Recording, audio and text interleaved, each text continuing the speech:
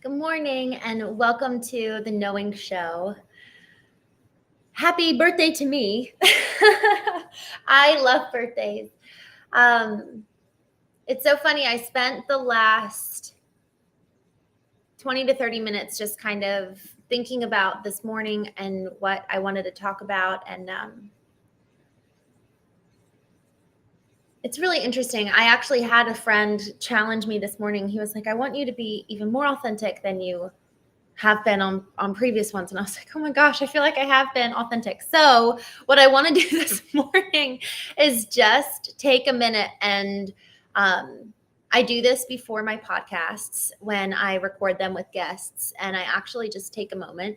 I tell them that they can join me or not, and I take a moment and I pray.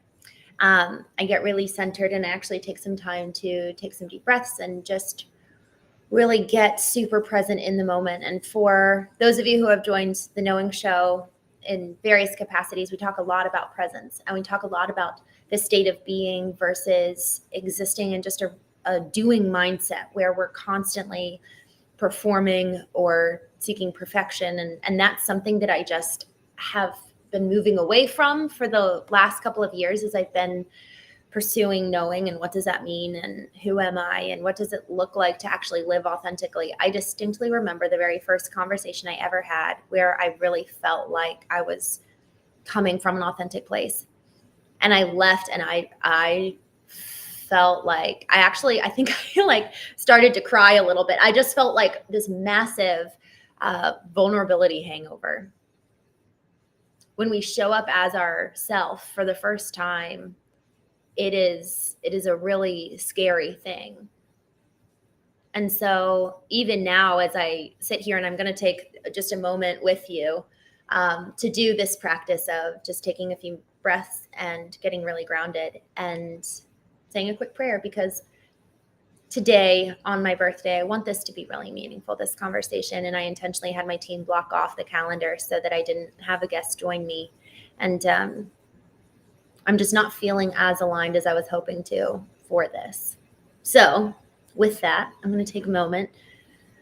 And the practice, I'm just closing my eyes for those of you who are listening to this on the podcast. But the practice of deep breathing is something that I only learned over the last few years. I would actually do a lot of deep breathing during performances at school when we would do vocal warm-ups. But the practice of deep breathing and really just allowing for us to be seated with good posture and really being super present to feel the air inside our stomach. I actually like to put two hands on my diaphragm. The diaphragm is the space directly kind of in between your belly button and your sternum. So I put my hands on my diaphragm, and as I take a deep breath, I actually fill my diaphragm. So if my hands are like this, as I take a deep breath, it's like a balloon. It actually expands, and your fingers should separate because your diaphragm is filled with so much air. So it's not a breathing in that causes your shoulders to raise up. It's a deep breathing in that causes your diaphragm to expand. So I encourage you to do this with me. For those of you listening and retroactively or now, to put your fingers on your diaphragm and breathe in.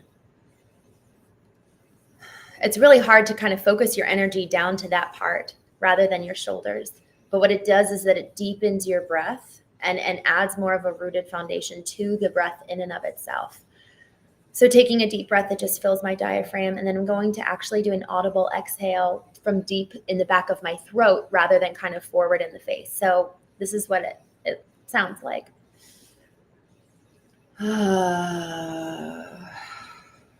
And I'm going to do one more of those.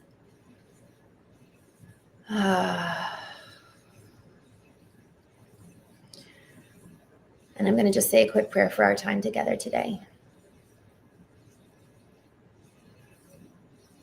God, I feel vulnerable right now doing this live.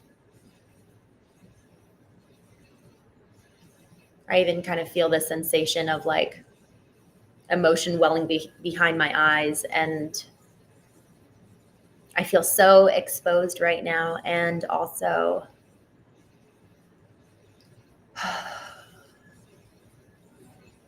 Just so aware of the desire in me to serve, the desire in me to make the impact, to have lives changed like mine has changed.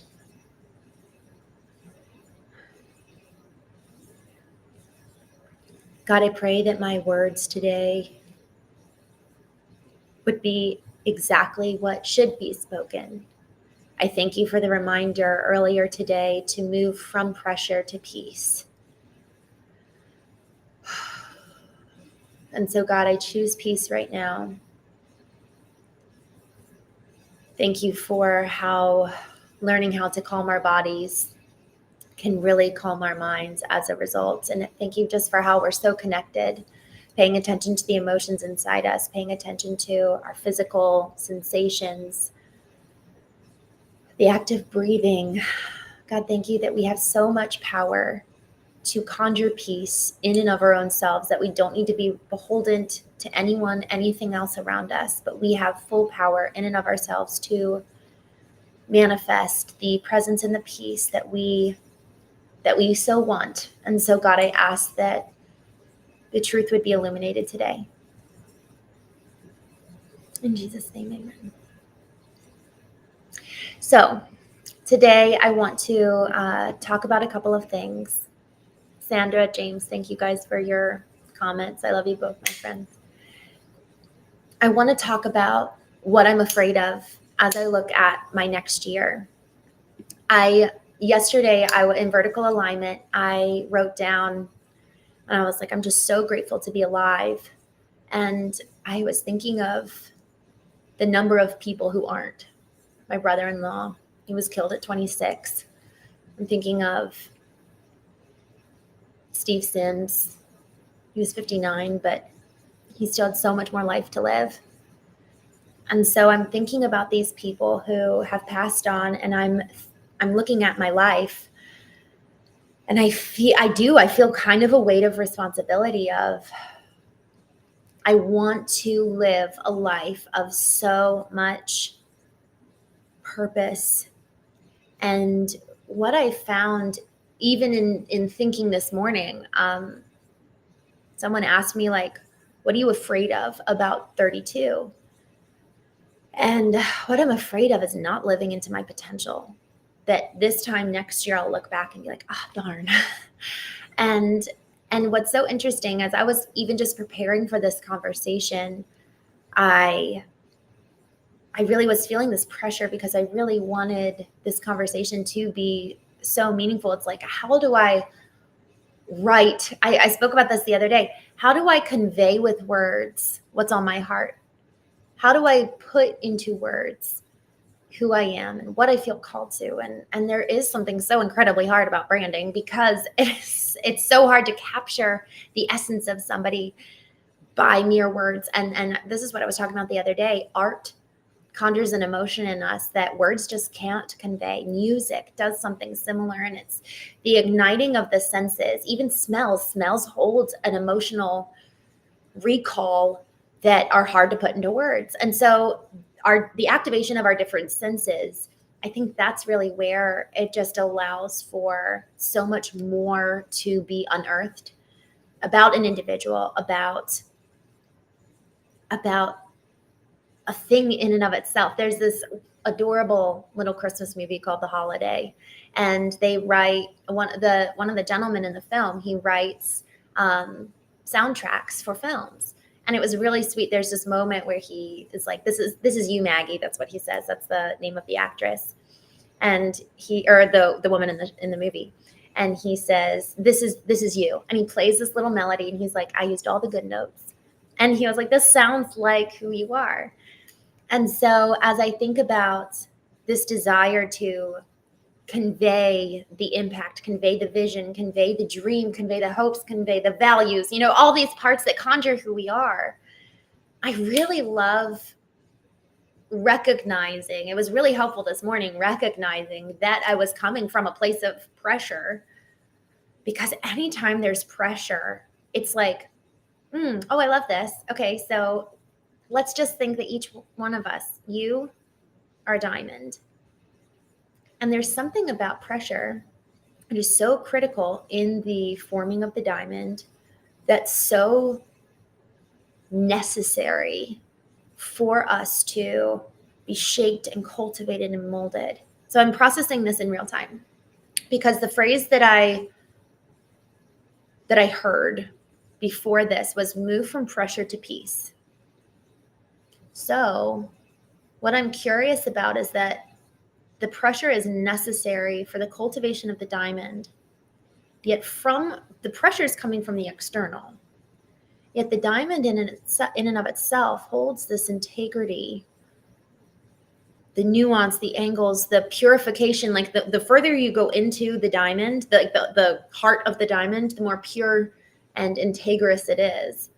And so I just wonder if we think about pressure from the external, pressure from the horizontal. So when I talk about horizontal, I liken it to this concept of the horizontal is everyone and everything outside of us, whereas the vertical is everything within and even above. Like it's our spirit, our connection to the divine, our soul, our emotions, our physical self. And it's kind of like the stronger we are from within, it kind of moves to without and emanates from without to the horizontal.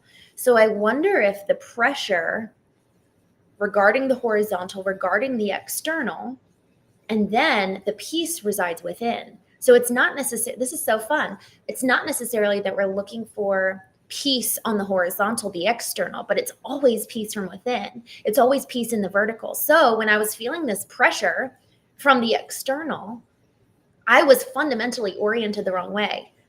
I was looking to, to the right and to the left and be like, oh gosh, I've got to effectively, it's performing. Yes, I want to have a certain outcome. I want to convey my income, my outcome. No, I got distracted because I saw my hair flip funny. So let me come back and recenter. Yes, I want to convey and express the impact that I want to make. But I have to be led from within. So the external pressure is actually really, really good. But if I'm led from that place, it's going to turn into performance rather than being led from within, which is peace. And then the outcome of that is this. I mean, you can't help but be authentic when you're led from within because no one else is you. So you're always going to show up different. And I was on a podcast the other day and I recounted this memory back, I believe it was 2022. Yeah, it was right before I spoke at Traffic and Conversion. I was sitting on the back porch. It was nighttime and I was sitting there and I just had this moment of recognizing that if I want, every strong brand demarcates. Every strong brand has lovers and haters. And you and I each have a proprietary brand because no one else is you and me. And the stronger I cultivate myself, my brand, the more risk there is for repulsion from others, right? The more people are actually going to experience a demarcation in encountering me.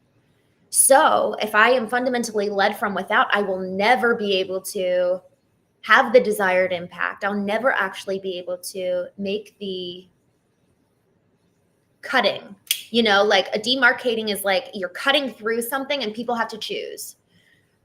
I believe it was David Goggins who said, I don't care if people hate me, but they have to be changed by me. They have to decide. It's like by interacting with me, you come into a fork in the road.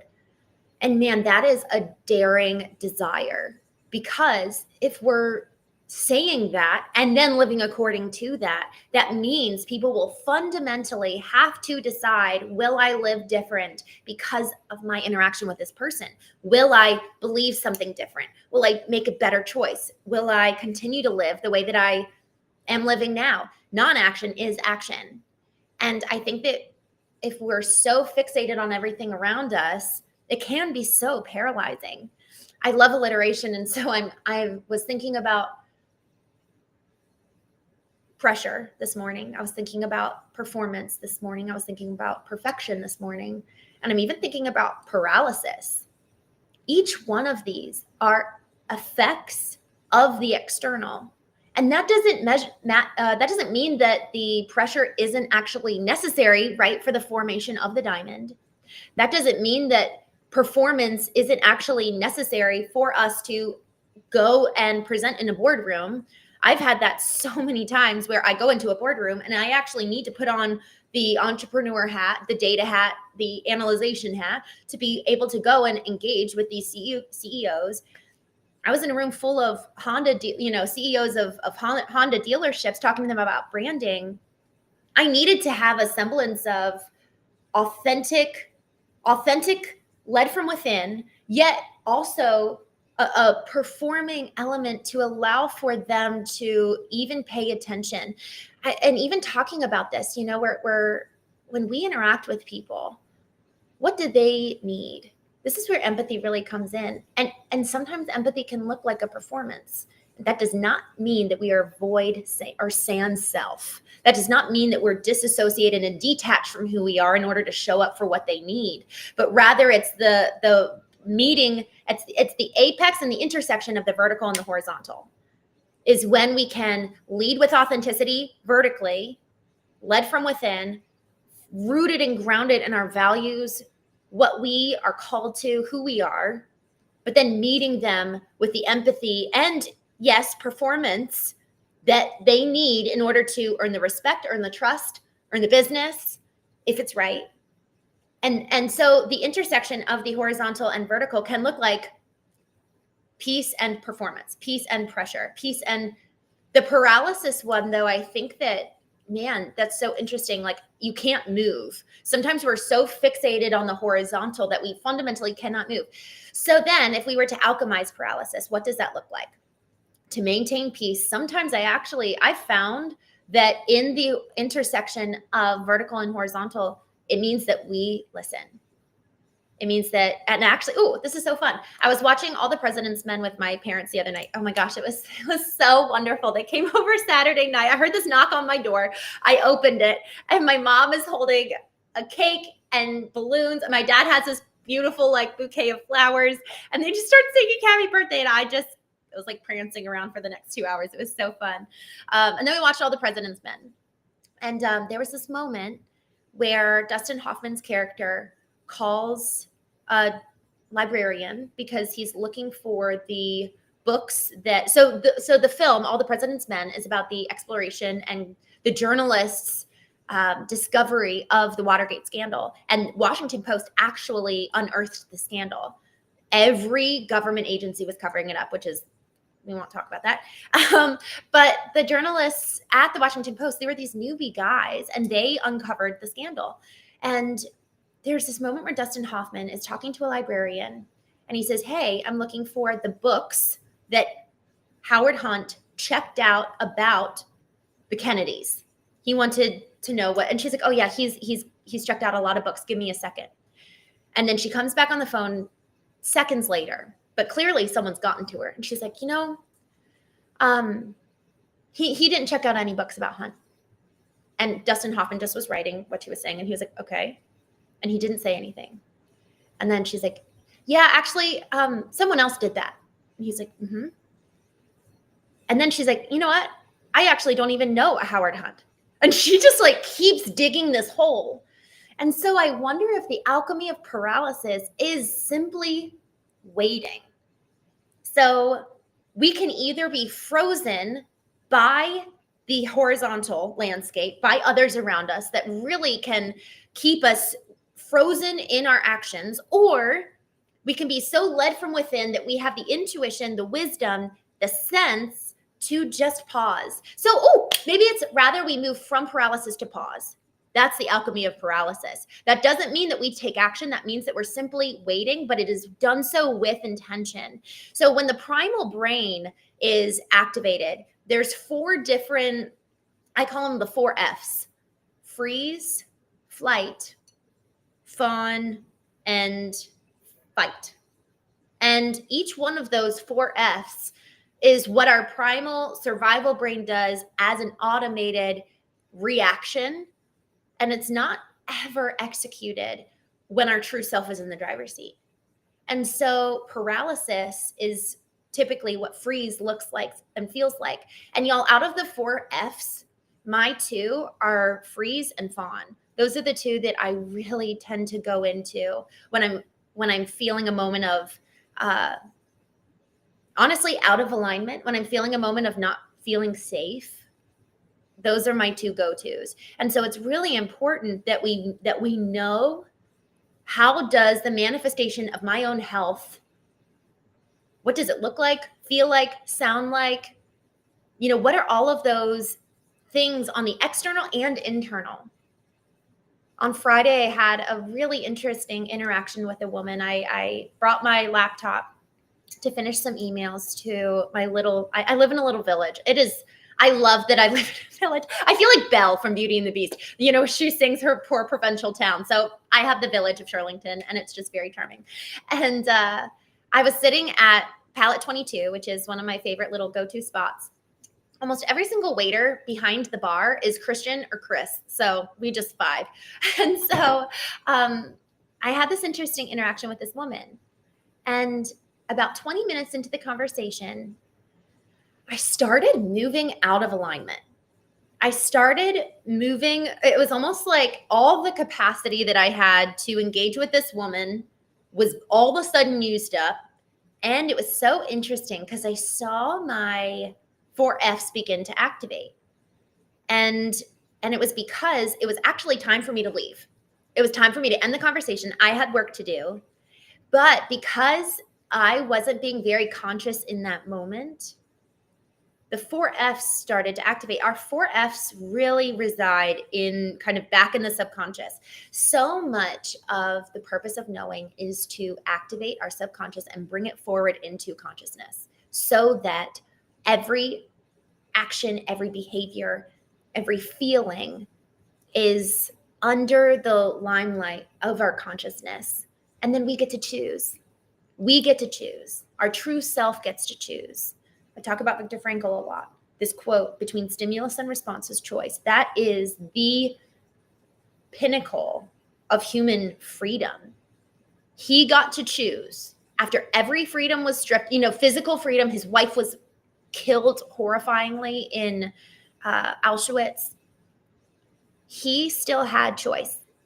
And that is the greatest and most beautiful human freedom that we possess, is the lens through which we view the world. We get to choose that. And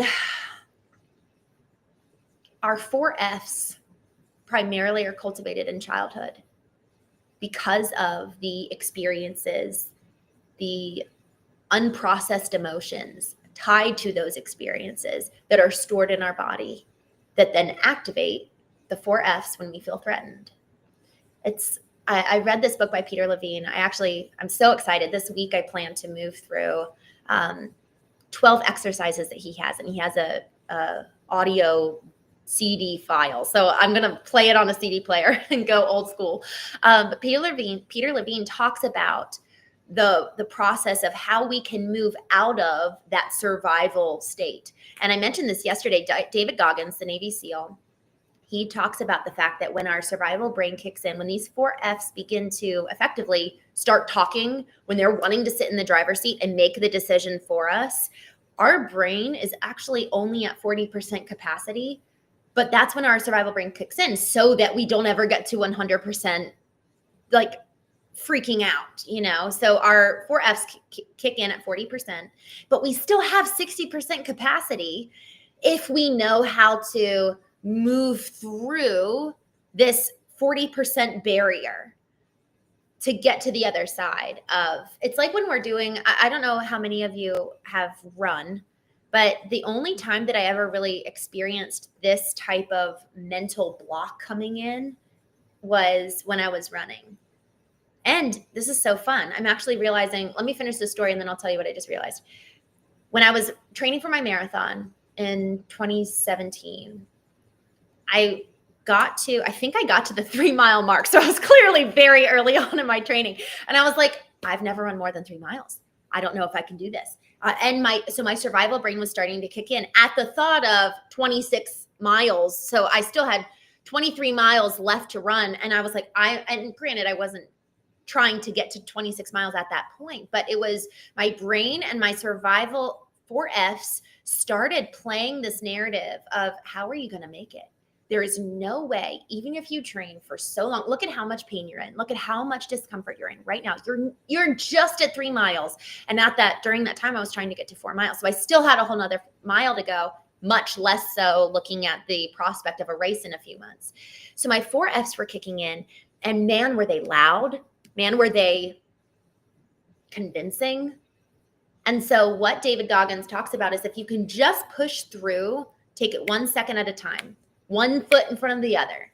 And then what you do is you get past that 40% marker, and then you've got 60% more left in you, which is so exciting. So what I realized here in this moment, and I actually think I had this realization a couple of weeks ago and I just forgot about it. So I need to write this down and remember it moving forward. This is so cool. So every single regard, it's not just the mind as it pertains to the physical body, but it's the mind, what the mind is telling us when we start engaging our soul and moving through that painful memory. Our brain is kicking in saying, stop moving through this. This is painful. I don't want you to feel this. And so it kicks in and wants us to stop whatever it is that we're doing, whether we're moving through a painful memory or whether we're having a hard conversation. Y'all, this is so powerful for conflict resolution. I recently started seeing someone, and given who I am, it's very intense sometimes when we're talking about knowing ourselves. And God bless him. It can be really challenging sometimes because it's like, what is the root? Why are we really having this conversation? What's the genesis of, we're talking about this painful moment here in the present, but actually what are the roots, tendrils, all the way down to 7 years old when you had this happen from your dad, or I had this happen from my dad. And so I need to be able to have proper attribution to the source. For everybody in business, we know how important attribution is in order for us to make wise decisions moving forward, whether it's financially, the manner in which we're investing for leads, etc.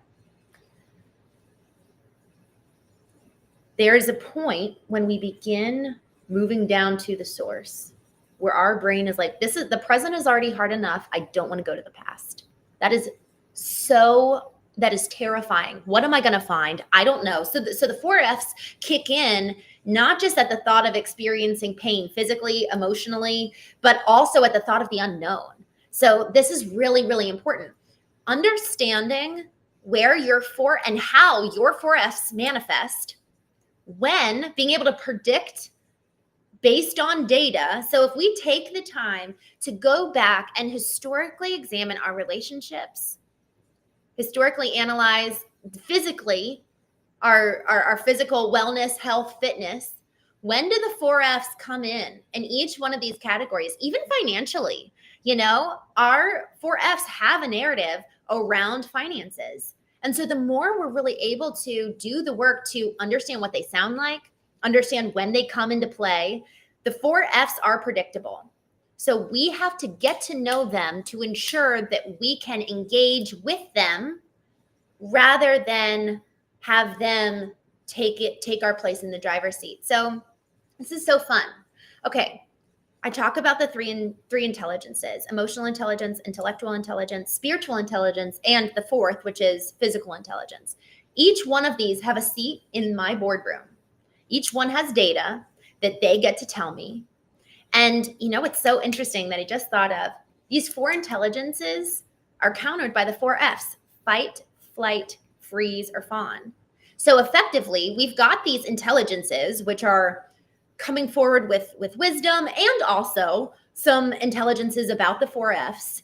But if I'm not taking time to address the 4Fs and really key into what it is that they're concerned about, what it is that they're saying, what it is that they sound like, I actually might confuse the 4Fs with my intelligence boardroom.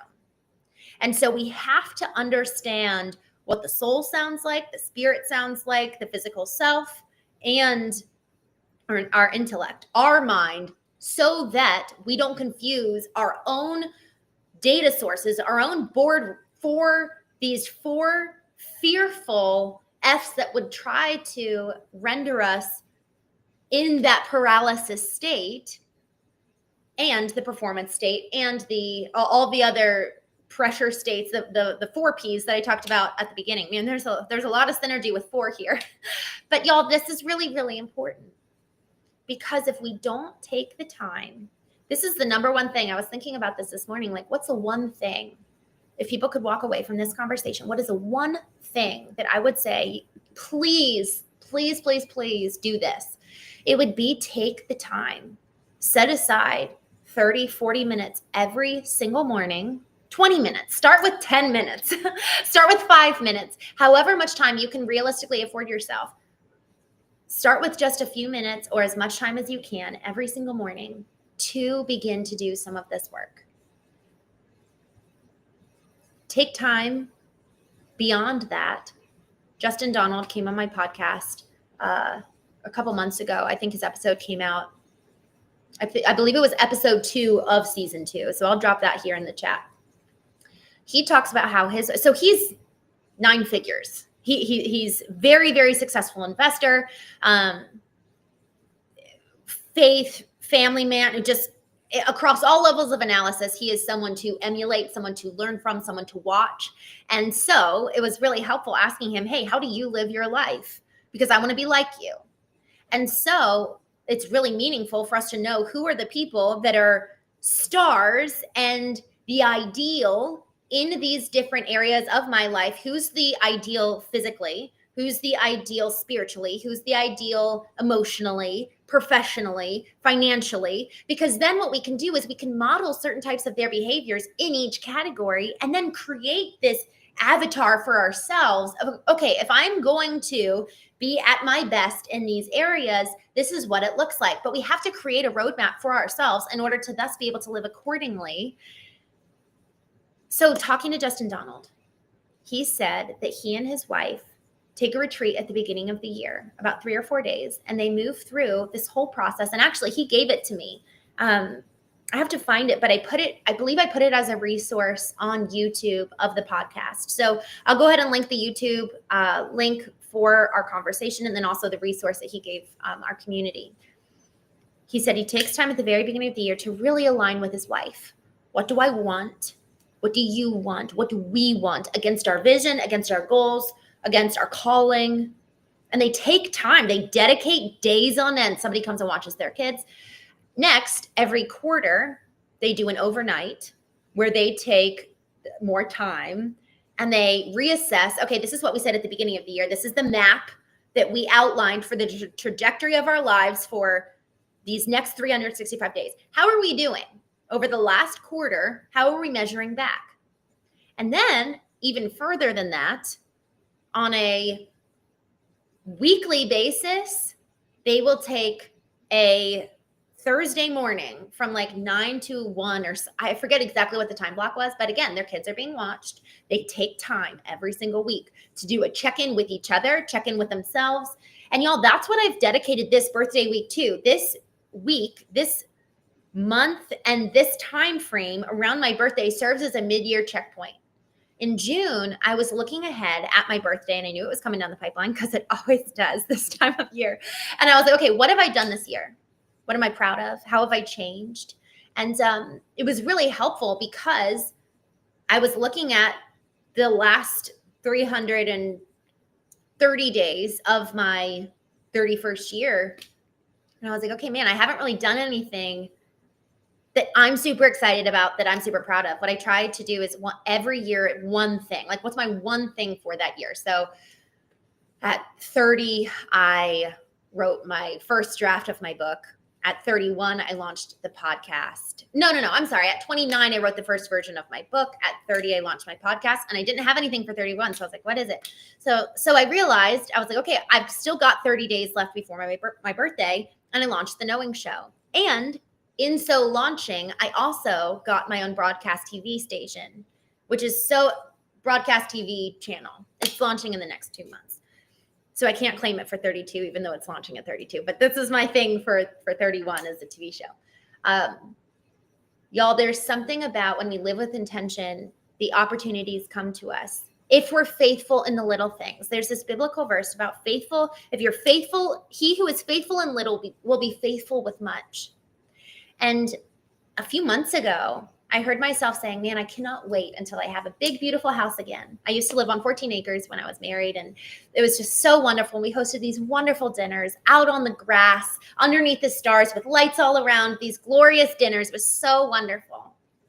And I heard myself saying over and over, I cannot wait until I have a new house so that I can do that. But then I realized I'm not doing that in my condo. So I'm saying I want something and I have the ability to do it now. Why am I not doing it now? And so that verse came to mind. He who's faithful with little will be faithful with much. So I started hosting. I hosted my first brunch in April. I hosted another group of girls over this weekend. And I'm going to host a little birthday company anniversary celebrating life party August 17th. And I'm just starting to live in accordance with my ideal, even though right now isn't perfect. And likewise, I started my knowing show. I want to have my own, I want to host my own network at some point. Like I have a very big dream for TV at some point. But the knowing show was being faithful in little. Let's just go live every day and see what happens. 3 days after, I had a conversation with someone who offered me a TV show. Starting in Dallas, it's small, but it's a great start. And it's a progressive growth towards something much bigger. Y'all, if we're faithful with the little things that we can control now, that we can do now in relation to this big vision that we may have for our lives, how many of us don't even have a vision to begin with and then have the vision and aren't doing the little things that would get us there because we're judging, oh, it's so small, it's so insignificant. But really, perhaps it's a reframe. Maybe this is what putting in the reps looks like. It's like working out. Let me work out this muscle of going live every day, practicing the techniques, the tactics, the presentation that's necessary so that I actually could be a good TV host one day. But if I've never practiced, why in the heck do I think that someone's going to come and give me a TV show? That is arrogant at best and delusional at worst. So really it's, okay, what are the things I espouse? What are the things that I claim that I want? And am I living my life accordingly? One of the best things, so an exercise. So one takeaway, please dedicate time in your life. I brought up the example of Justin Donald, 9-figure investor, business owner, massive influence, author. He takes time, and you can do the same thing. Y'all, that's what's so fun is that we can live a life that prepares us for when the big explosions come. And the big explosion might be having a kid or whatever it is that we so desperately want. How am I preparing myself now? How am I putting in the reps now, big or small ways, that is positioning me to live in accordance with what I espouse? Or I need to change what I'm espousing if I'm not willing to put in the work now. So craft, take time. That's number one. Number two is please write your eulogy. That brought so much clarity into my life. I did this when I turned 30. It was so helpful to look in the mirror of who did I say that I want to be at the end of my life? Okay, I'm saying this now. How am I living? And where's there a disconnect? So in 2023, I turned 30, and I realized that I said I wanted to be well-traveled, well-cultured. I wanted to taste the world, and I wasn't traveling. I was only traveling for business, and I never actually engaged with the environment when I went and traveled. I would like hole up I would sometimes meander out, but beyond that, I pretty much just did the meetings, did the speaking, stayed in my hotel room, and barely engaged. So after I realized that I wrote on my eulogy this beautiful, whimsical desire to be well-traveled and well-cultured, well, I wasn't doing any of that. So I was like, okay, I either need to take that out of my eulogy or I need to change my behavior. So I changed my behavior and I went to the UK for 3 weeks. And then since then I've done more trips. And that's just an example of we either need to change what we espouse, no matter how magical, whimsical, idealistic it may be, or we need to change our behavior. Really, at the end of the day, it's change my belief or change my behavior. What in our lives needs to change so that we can align ourselves with the ideal? The last thing that I want to talk about, we talked a little bit about the past, the present, and talking about the potential. I told my friend today, they said, what are you most afraid of about 32? And I said, not living up to my potential. It's like, okay, well, what is that? What is my potential?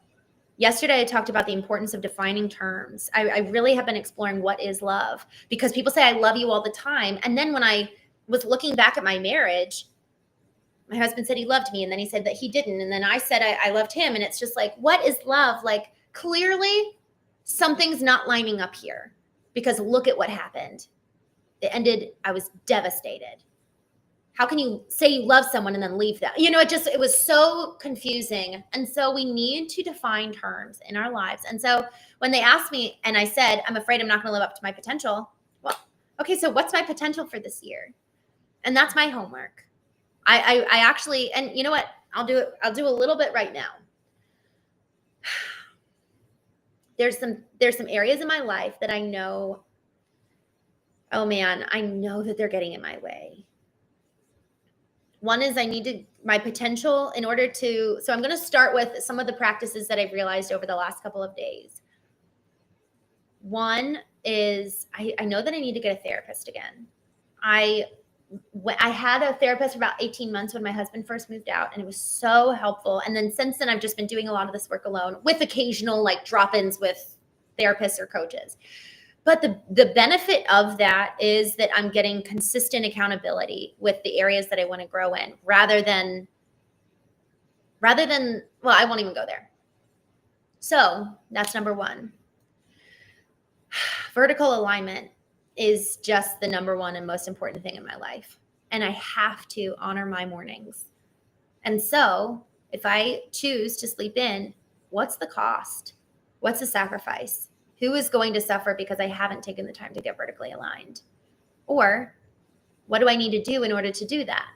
I need to go to bed earlier. So Gary Keller and Jay Papasan authored The One Thing. And it's effectively, what's the one thing that's going to be the lead domino that is going to be able to effectively impact every other area of your life? What's the one thing? And at one point, getting an EA was my one thing. And then for the majority of my life, the one thing is waking up on time and my morning habits. My morning is sacred. It is so critical. And I would argue that it would be the same for each one of us if we found and made the time. Again, it goes back to that one request that I would have of you, is to make time in your life. And so our mornings are just really, really a sacred, precious time because no one's awake. There's no one competing for us. And so vertical alignment is that time to ensure that my soul, self, spirit is in alignment before I interact with the horizontal. So when I consider my potential,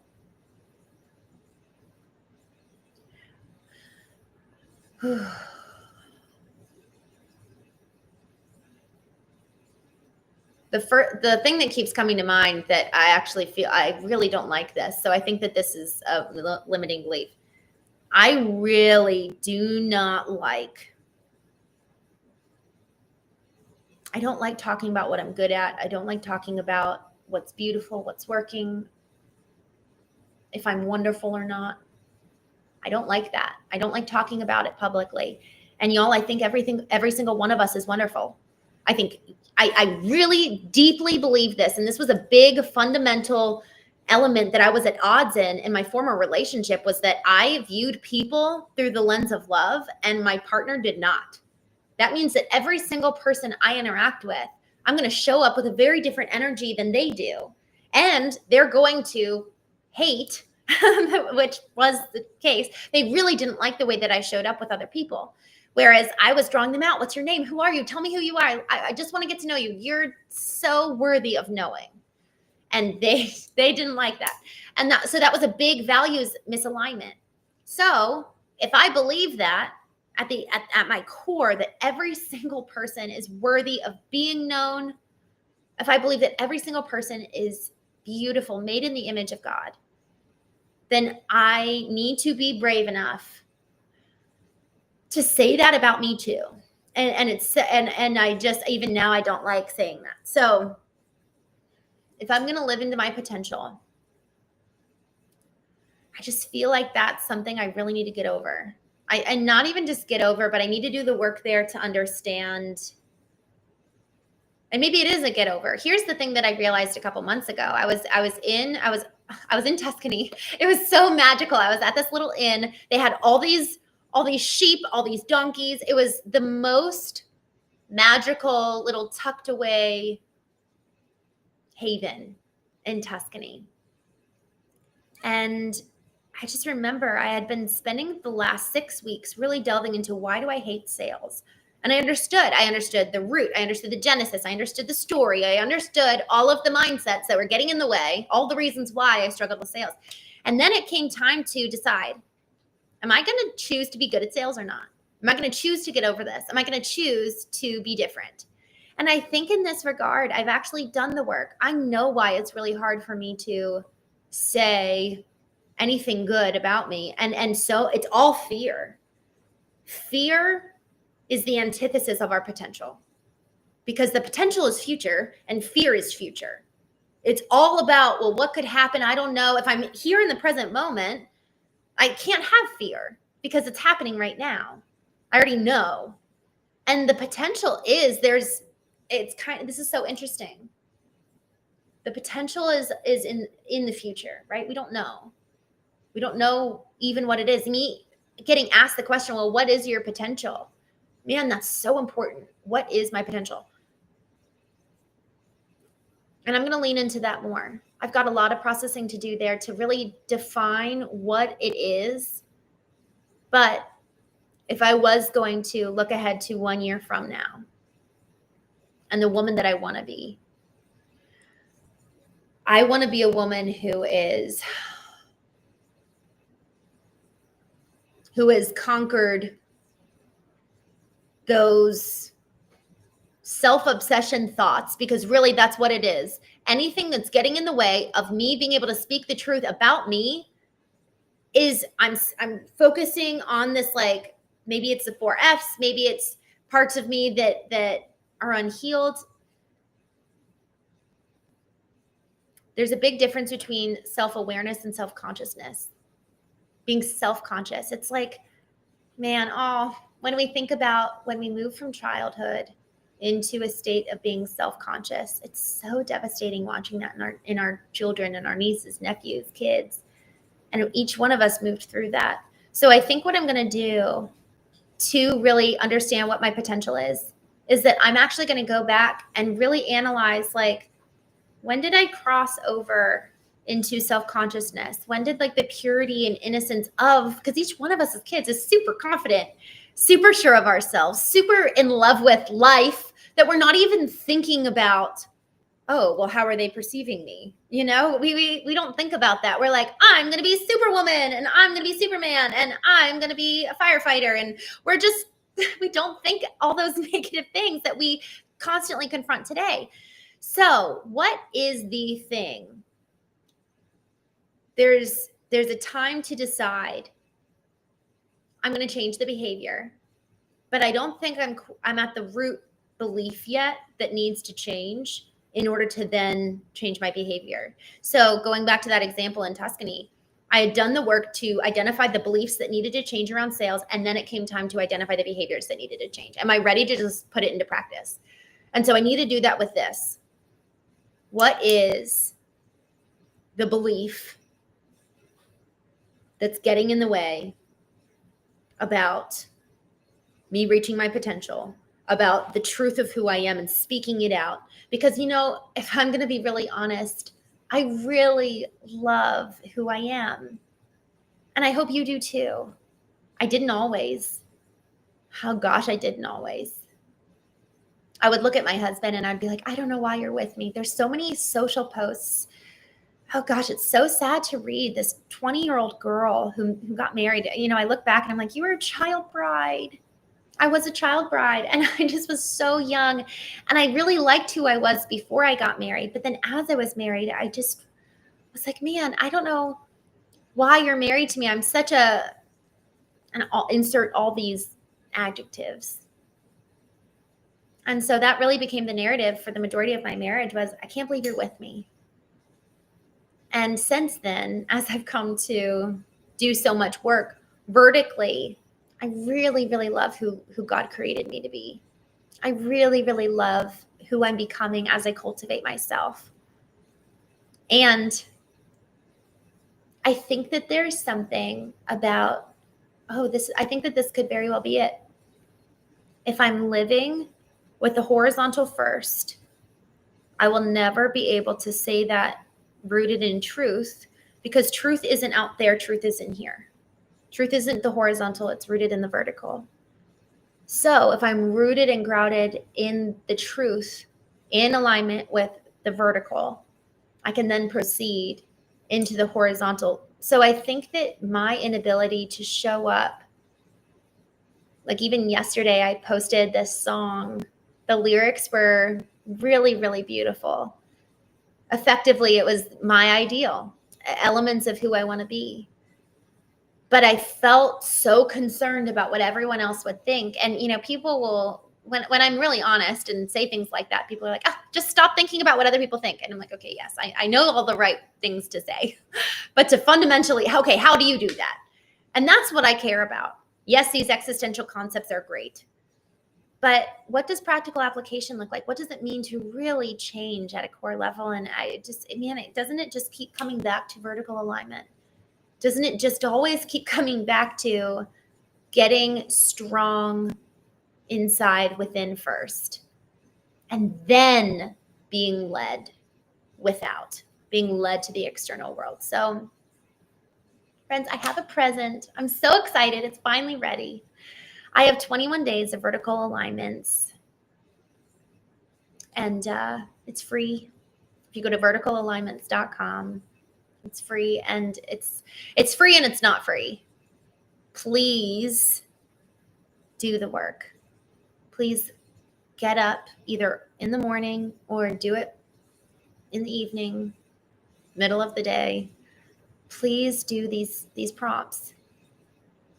My life has changed and transformed. My mind has transformed. My soul has transformed because of this practice, because of doing the work of going within and then being led from without. And y'all, that is, even just as I was processing, the only way that I can live into my potential, the only way that I can speak the truth of who I am on the horizontal landscape is if I'm coming from a place of vertical alignment. And so it's a series of prompts, a series of just different exercises. It can take you 10 minutes or it can take you 30, take you however long you want, however deep you want to go, however much you want to resonate with this. I have this little meditation music that I'll play every morning. I've got my journal. I usually light a candle or two. The more I activate my environment to help me activate my senses. So it's like turning on my external environment to activate as many senses as possible. So I actually have my little meditation on the TV that has really pretty background. Then I've got my candle to activate my smell. And, I've got the audio with the music. Each one of those elements, whenever I activate the senses, it really helps me be super present. And so that's an element of vertical alignment that is really meaningful. So I hope you do it. I hope you do. I hope it's meaningful. I would love to hear as you move through the alignments. I would love to hear what is meaningful to you and little discoveries that you have. Because you matter and I matter. And you're worthy of being known. And you're worthy of being the one to know you.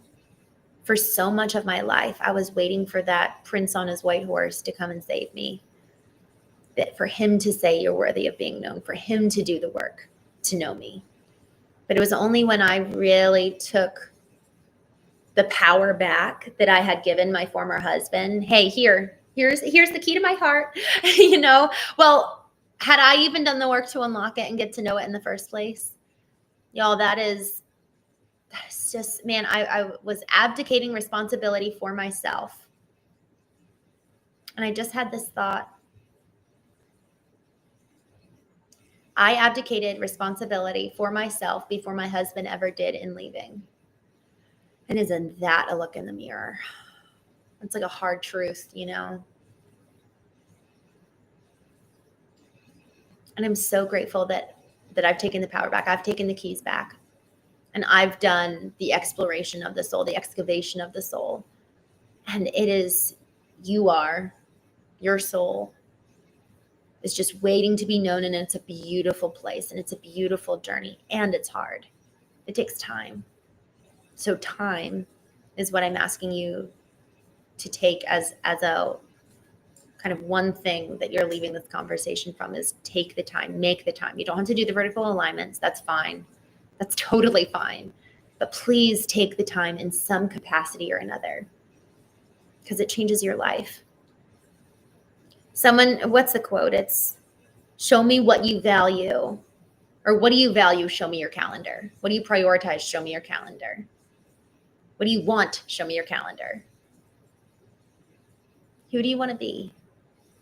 Apply the time to cultivating that. What do you want? Apply the time to cultivate that. Because we have all the power. It's in our own hands. So with that, I want to thank you for joining me today. Thank you for your time. We live such a beautiful life. I just want to return to the very first thing that I said at the beginning. I'm so grateful to be alive because so many aren't. And you and I have a radical responsibility to take up the mantle and move our community, our family, ourselves, mankind forward, because they're not here to do so.